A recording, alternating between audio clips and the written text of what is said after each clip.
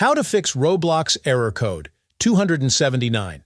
Hey everyone, in today's quick tutorial, I'm going to show you how to fix Roblox Error Code 279 on your computer, step by step. This method is simple, effective, and works for most players, so make sure you follow along all the way to the end. Let's jump right into it. First, open your browser. Once it's open, click the three dots in the top right corner. That's your main menu.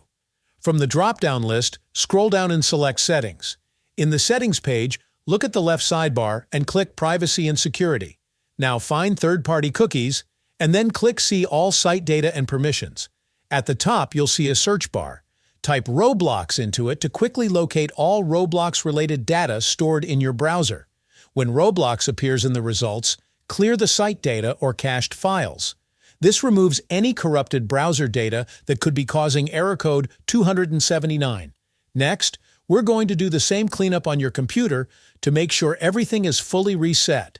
Press Windows plus R on your keyboard to open the Run dialog box. In the box type %local app data, then click OK. A folder will open. Find and double-click the temp folder. Inside, look for a folder named Roblox. Once you find it, go ahead and delete it. This clears out any leftover temporary files that might be interfering with your connection. After clearing all the Roblox cache files from both your browser and your computer, restart your browser and restart Roblox. Now try launching the game again.